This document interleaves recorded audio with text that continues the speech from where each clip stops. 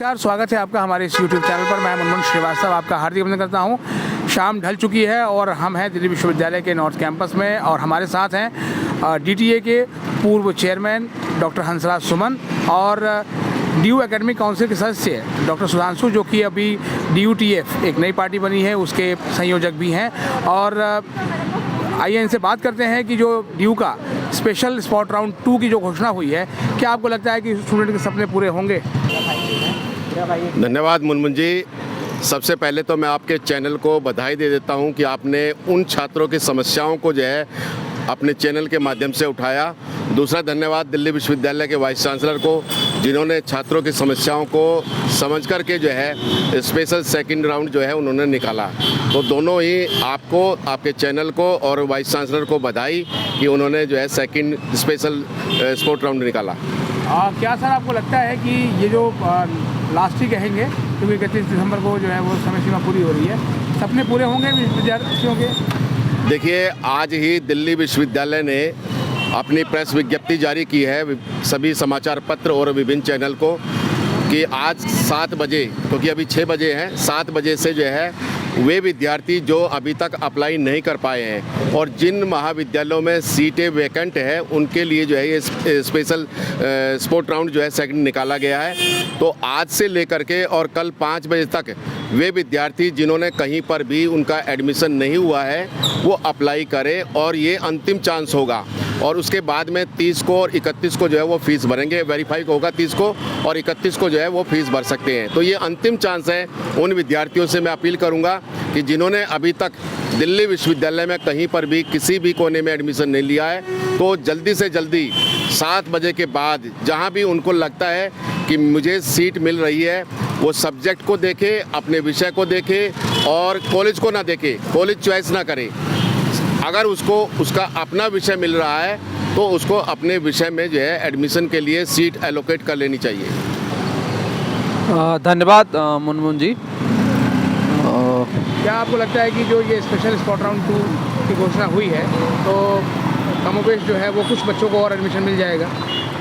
नहीं, कुछ को तो मिल ही जाएगा। सवाल कुछ को मिलने का नहीं है। मैंने बार बार ये कह रहा हूँ, आज भी ये कह रहा हूँ कि सवाल ये नहीं है कि 10 को मिल जाएगा, 100 को मिल जाएगा। सवाल ये है कि एक भी सीट दिल्ली यूनिवर्सिटी का बहुत महत्वपूर्ण सीट है, वो खाली नहीं रहना चाहिए और उसके लिए जो भी प्रयास विश्वविद्यालय प्रशासन को करने हैं वो करने चाहिए।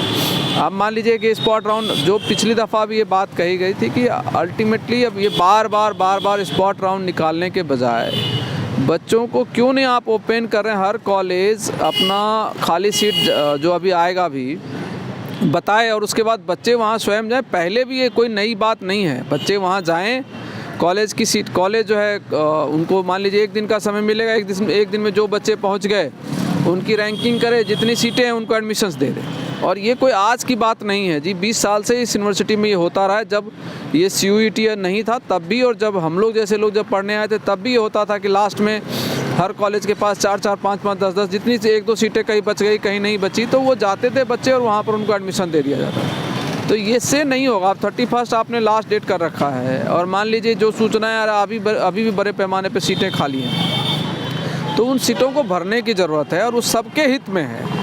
ये विश्वविद्यालय प्रशासन के लोग ऐसा नहीं, उनको वो भी समझ रहे होंगे इस बात को, लेकिन सबके हित में है। अभी मैं जो वर्कलोड का सिचुएशन है उसके भी हित में है और जो एक सीटें महत्वपूर्ण है, इंफ्रास्ट्रक्चर तो है ही, केवल एडमिशन देना है, तो वो बच्चे आएंगे, उनका भला होगा, इसीलिए सार्वजनिक संस्थान है उसको खोला गया। सुमन जी, आपसे ये जानना चाहेंगे क्योंकि आपने लगातार कहा कि जितनी सीटें दिखाई जा रही हैं, सीटें कहीं उससे ज़्यादा हैं।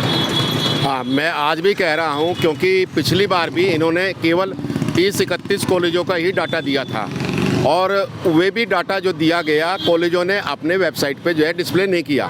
तो 79 कॉलेजेस दिल्ली विश्वविद्यालय में हैं, तो कॉलेज के प्रिंसिपल क्यों नहीं जो है अपने उस डाटा को, कितने विद्यार्थियों ने जो है प्रवेश लिया है, SC, ST, OBC, minorities, EWS, PWD, तो उन विद्यार्थियों का आंकड़ा जो है वो डिस्प्ले करे, जिससे कि सिचुएशन जो है सही से सामने निकल करके आ जाए।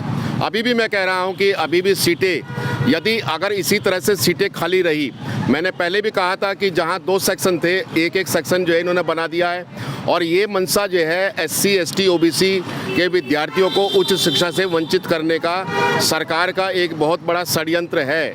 उस षड्यंत्र के तहत अभी तो छात्रों की सीटें कम की गई है।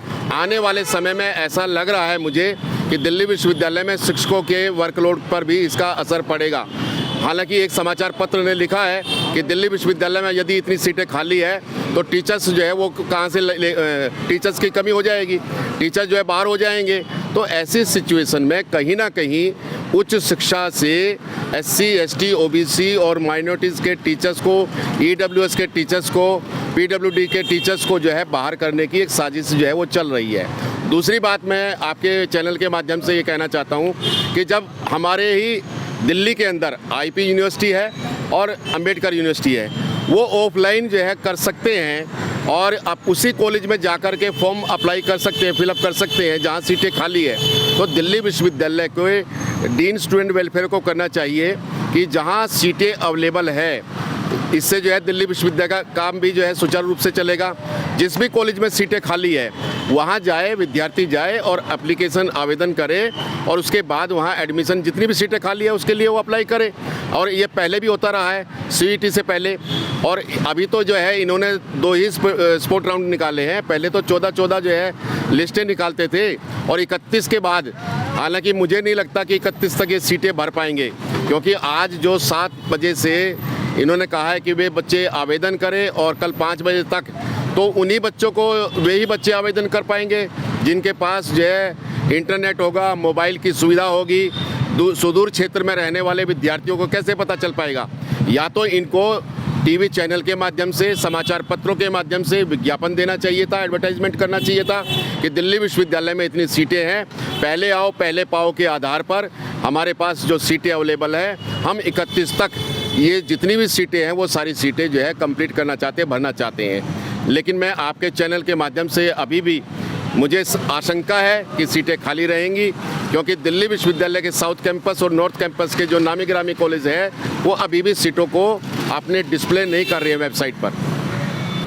तो आपने सुनी ये इन 2 शिक्षक नेताओं की बात। इनका कहना यह है कि भले ही स्पॉट राउंड 2 निकाला गया हो, लेकिन अभी भी सारी सीटें भर जाएंगी, इसकी संभावना कम है। और इनका कहना है कि उन नामी गिरामी कॉलेजों की सीटों का एलोकेशन क्यों नहीं किया जा रहा है, वहाँ भी सीटें खाली हैं। अगर आप हमारे चैनल पर नए हैं तो चैनल को सब्सक्राइब कर लें और इसे अपने दोस्तों के बीच शेयर करें। मिलते हैं एक और एपिसोड के साथ, तब तक के लिए नमस्कार।